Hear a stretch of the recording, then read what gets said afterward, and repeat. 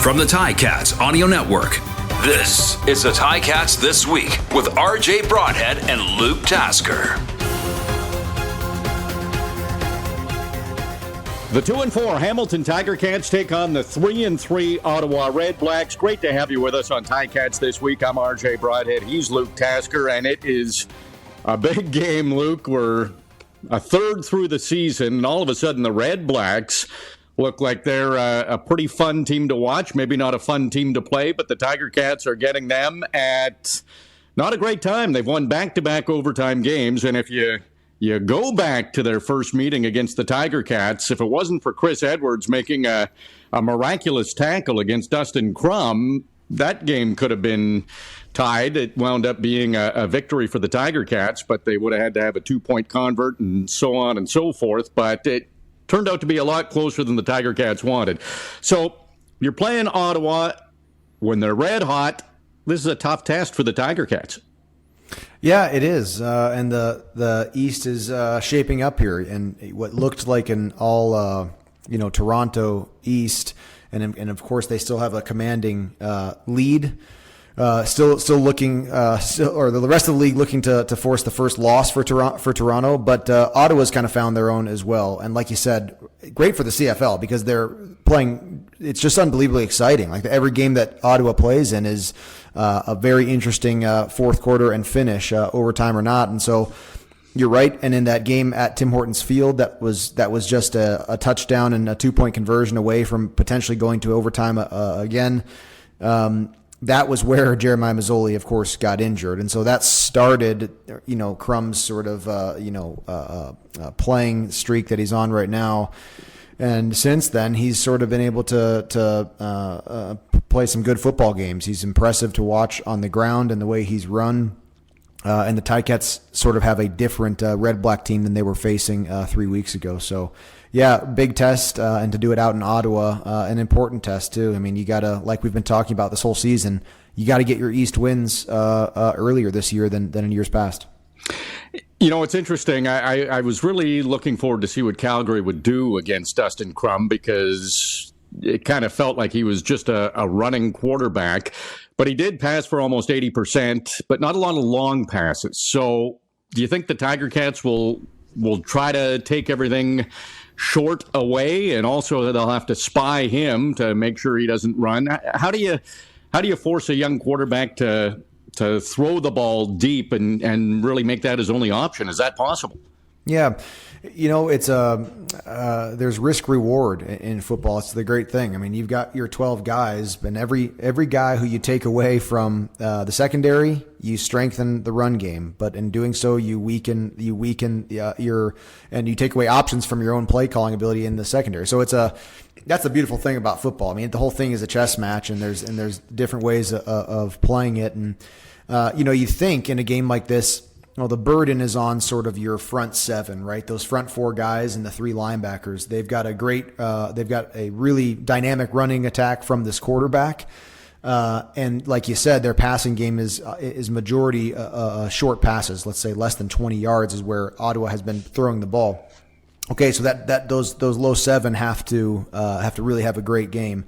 Well, it's also risky for your five, all your guys in your secondary, 2 corners, 2 halves, and a safety who have to understand that they're going to be called up. They're going to want to creep up and to help make plays up in that under coverage and up in the run stop game. But it only takes one play to get beat deep, right? And so you can't fully commit to that. You gotta stay sound as much as you can, understanding that a lot of the plays are going to get made up underneath. So it's an interesting chess match, and that those teams that those quarterbacks and those offenses that are completing a lot of those low throws and taking off big chunks in the run game, well, every now and again, that same offense and that same quarterback may just be in a perfect position to take advantage of something unsound in the secondary and take a deep shot. So interesting. I mean, you can't put all your eggs in one basket in football. It's just the way that it goes. Yeah, and that's what makes it so fun. And you're right. It is a chess match. You might think the other team's going to make a move that they don't make, and it's exciting. So Dustin Crum is 2-0, Bo Levi Mitchell will start for the Tiger Cats. He's 0-2, still looking for that first win as a Tiger Cat. Interestingly, third straight game where the Tiger Cats will have a different starting quarterback, but they are going back to Bo Levi Mitchell, who's played pretty much a game in 3 quarters. He's looked good in practice, and he's definitely a leader on this team. How much of a factor do you think it is to have Bo back? And he even said earlier in the week he didn't know. He'd have to see how his body responded. And that's in practice. So we'll have to see how he responds in a game with full contact as well. And hopefully he's 100% and can contribute and help this team get the win. Yeah. And the first 2 games were a struggle, for him. And he was, the Ticat team was definitely still trying to find themselves. And those victories, the two wins that they had, Ottawa and Edmonton, it really helped to sort of propel this team and keep them going forward a little bit. That Toronto loss was, that was a loss to a very good football team. Well, Bo has to come in and get back to this, to the Bo Levi Mitchell that Ticat fans have wanted from the start. And now he's working with an offense that has a little bit more experience together too. So the only thing to do as a bystander, we sort of just have to assume that he's healthy enough to get in there and play well. You just don't play a guy like that if you're not convinced that his injury's at a place where he's healthy enough to go. And as a bystander, I'm expecting that that's not going to be a factor. This lower body injury that he's had this season is not going to be what we're not going to play a part in this game. It's about his ability to function at a high level, make his reads and make his throws. The way that Ticat fans expect, and I do. I think that he's in a position to perform very well now. The ball's being spread around to these Ticat receivers since he's been in there, and the run game has really found itself at times since he's been there too, and that's going to help a quarterback get into the flow of the game if James Butler can take some of the load off of each drive, off of moving the chains, and so. I'm excited to watch him. I think, same as we were saying last week, Toronto got off to a lead very quickly, and that's a team it's going to be very, very hard to climb back at a team like Toronto. Well, Ottawa, while they're not the Argonauts right now on record, they are playing well. I mean, they're taking games right to the finish, and they've stolen some of these wins late. I really would love to see the Ticats not get down early again. I just think it takes a lot, regardless of your opponent, to come back from behind in a football game. But getting back into the mix with Bo Levi Mitchell, coming back off of a loss against Toronto, being on the road, all of those factors, it's nice to play with a lead and to do that. And I want to see a great first quarter from Bo and his offense. Well, that's great. You led me perfectly because trailing has been a problem, especially at halftime for the Tiger Cats. Let's look at the first quarter. We'll start there. Tiger Cats have not scored a touchdown in the first quarter this season. So through 6 games, no touchdowns scored. They've been shut out in back-to-back games in the first quarter. Half their games they've been shut out in the first quarter, so they're getting off to terrible starts. I talked to some players, and they're aware of it, and some said, well, maybe we have to get to the stadium earlier and really start thinking about the game earlier and get off to better starts. But in the 2 wins, Tiger Cats either led at the half or trailed by 1 point at the half. In their 4 losses, they trailed by double digits at the half. So the first half will tell us a lot, Luke, in Ottawa of where the Tiger Cats are and their chances of winning the game. They have to get off to better starts. Yeah, exactly. And really the most impressive thing that you can take away from the Toronto game at Tim Hortons Field was that they were down 20-0 against a very good team. And it's like, I remember as a player, you're facing a team that has not lost, in this case, any games, or, if you're playing a good team in years back, they haven't lost many games. They're a winning team. 20 points is like, where do you start? It's yeah. And they got that game back. They battled back to an 8-point game. And then Chad Kelly and his offense expanded that again and took it out of that one score lead. But they actually battled back, which was very impressive. That was the biggest positive takeaway to me, is how they sort of put the brakes on Toronto's offense and were able to put points on the board there. But it's an uphill battle, especially a 20-point deficit. But really, playing from behind is just always going to be harder. And that stat that you said there, I mean, the 2 games that they've won, that has not been the case. They haven't been down by these massive deficits, and so. Coming out in the first quarter, I want to touch on what you said there. Some guys commenting, did you get to the stadium earlier, or how do you compensate or overcome the issue of these bad starts? That's interesting. That would be something maybe, and you can only control what you can control. So to each player's radius of control, sure, get to the stadium earlier. I guess if that's kind of how you process it, and that may help an individual's game. I just love, I think where the Ticats offense has looked really good early in these games is when the ball is out of the quarterback's hand very quickly, where you get, and what that also does is it gets your receivers involved early. As a wide receiver, I remember games where I just didn't touch the football for so long, and it's you get stale out there. You don't feel like you're really part of the effort, and so to have some quick answers and to try to keep the ball in the offense's hands. The early 2 and outs are just a killer for momentum and for the flow of the game. So I don't know. To me, it's more so an offensive strategy that just lends itself to getting some reps early in this first quarter. We've seen at times these opponents in the losing games. Specifically, I think of both the Toronto games where. It's almost like you don't see the Ticat offense very much. It's like there's no rhythm. There's a lot of punts, and that other team seems to be repping. Getting some offensive plays in. And in Ottawa, I would hope to see this Ticat offense with some production early.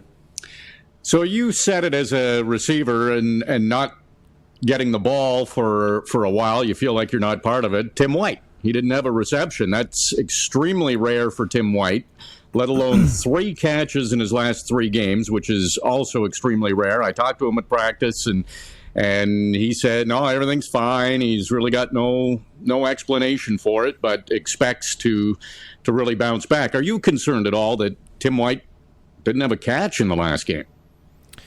Well, yeah, concerned in the sense that you'd like to see it.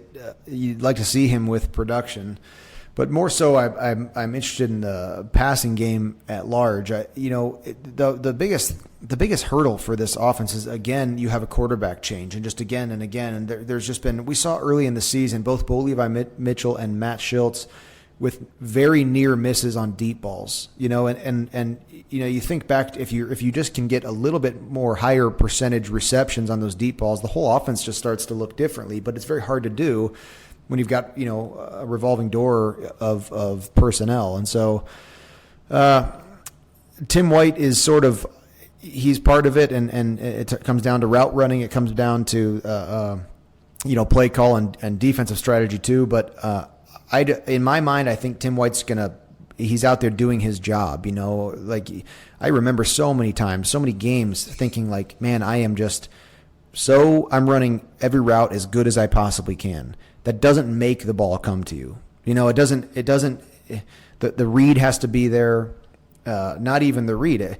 If you're in a progression for the quarterback and you're not until he goes from, if it's a left to right progression or like a 1-2-3 progression, even if you run a great route, if you're even the number 2, second part of that quarterback's read progression, well, if the first part was open, that's where the ball's going. He never even got to you, and so I don't know. I just am hesitant to put a ton of this on Tim White. He's going to be a guy who's running his routes, who's doing his job, and there's a lot of factors that are going to lead to him getting those receptions. And if you have a quiet passing game in general, you start to sort of, to me, that's more interesting. But at times we've seen Terry Godwin get 100 yards. We've seen Duke Williams with 100 yards. I'm more concerned with how Bo Levi Mitchell comes in here and gets comfortable across the board with his receivers. Well, I think 9 of Tim White's 19 receptions this year have come with Bo Levi Mitchell at quarterback. So they do have some chemistry, and Tim White's the type of guy. He had a bit of a slump last year, too, and he came back and strung together a whole bunch of 100-yard receiving games. So it's probably just a rare, slow stretch, and I would expect him to be a lot better going forward, or a lot more productive. One thing stands out, too, Luke. In the 2 wins for the Tiger Cats, they've been pretty even with the pass and the run. Pretty close to 50% pass, 50% run. In their losses, they've been very, very pass-heavy and have run very little.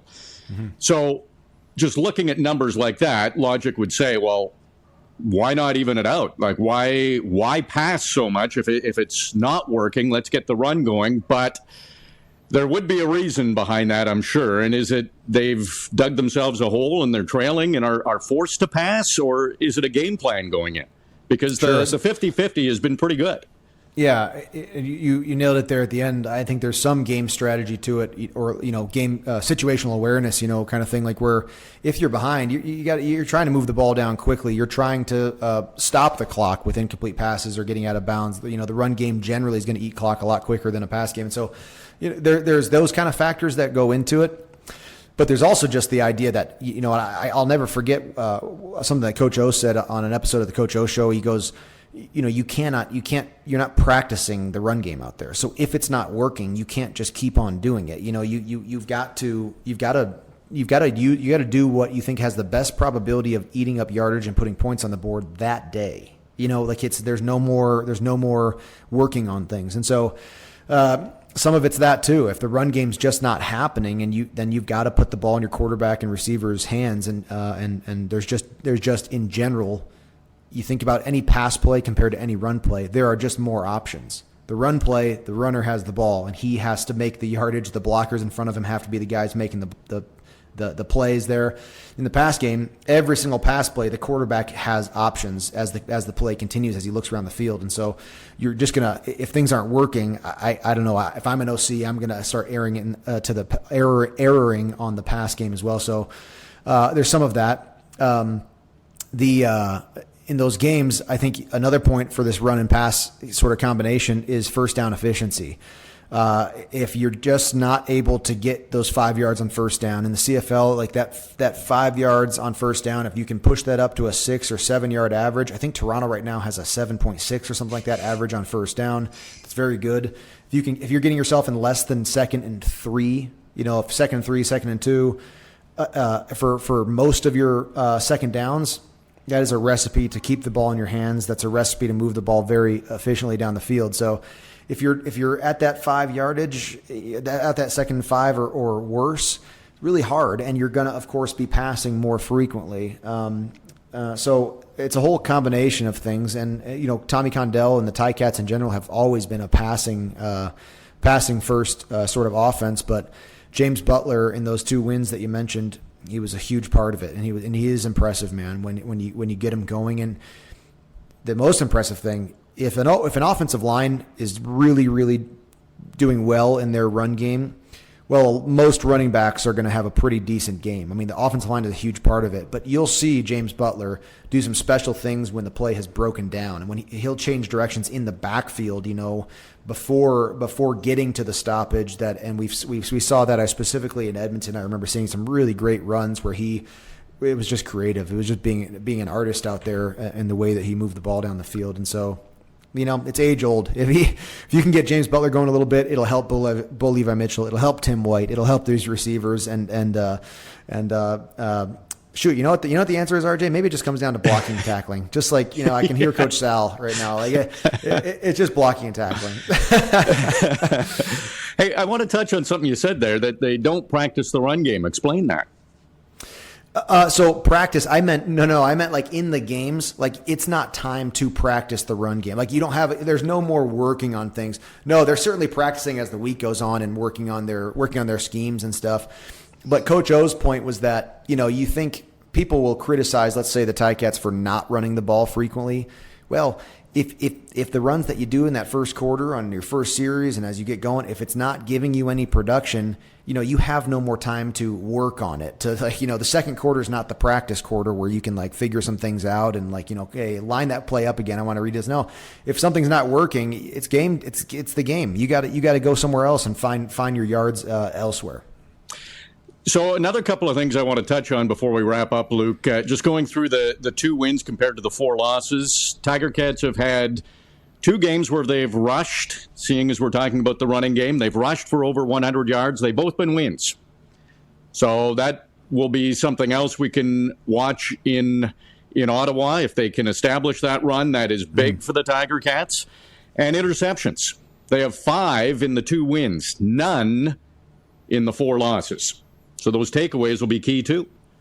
Huge. And, it's almost like, the good teams don't give the ball away, and specifically Toronto, Winnipeg is good in their turnover ratio. So you're facing teams that are behaving better with ball security, right, than losing teams. But it's also, and RJ, that I'm always thinking turnovers, the turnover ratio, it's a mistake from the offensive mindset, you're giving the ball away. It's the bad thing. But from a defensive mindset, to be ball hawking, special teams as well, just being opportunistic sometimes in the special teams game and ball hawking in the tackle, swarm tackling, making sure you get the third and fourth guy in there at the end. We'll see, because you're right. It really has been game changing. You think about those takeaways in Edmonton. I think of Stavros Katsantonis just being right there where he needed to be. And sometimes being in the right spot, you're in position to take advantage of a bad play, a bad decision by another player. So, that 100%. I think those interceptions from this defense would be huge. So Ottawa, they didn't have any wins at home last season. They've already got 2. The Tiger Cats, they went a long time before winning on the road last season. They're coming off their first road win. What's your gut telling you for the game on Friday at 7:30 in Ottawa? Well, Bo Levi Mitchell is back, and and I'm excited to watch him. I think the Ticats have everything that they need to get a win in Ottawa. All right, 7:30 in Ottawa, Tiger Cats, Game 7 of the season, and it is a big one. And the Redblacks are ahead of the Tiger Cats. They have 3 wins. Tiger Cats have 2 wins. One of those wins came against Ottawa, so they'll try to make it back-to-back, and that would also give the Tiger Cats the season series against the Redblacks, which could turn out to be pretty important, the way things are playing out in the East Division. Luke, can't wait to see you at the game, and it's another big one. We're saying that every week. Here we go. I'm excited for it, RJ. I'll see you there. So it is a road game for the Tiger Cats, and you can listen to it on the Ticats Audio Network. 6:30 will be the pregame show with Bubba O'Neill and Andy Fantus, and Luke and I will have the call at 7:30 on the Ticats Audio Network. Listen.ticats.ca. Thanks for listening to Ticats This Week. It's been another busy week for your Hamilton Tiger Cats. Luke Tasker and RJ Broadhead have covered it all, and now we would like to hear from you. Email us anytime at gameday@ticats.ca. Subscribe to the Ticats Audio Network on Spotify or wherever you get your podcasts.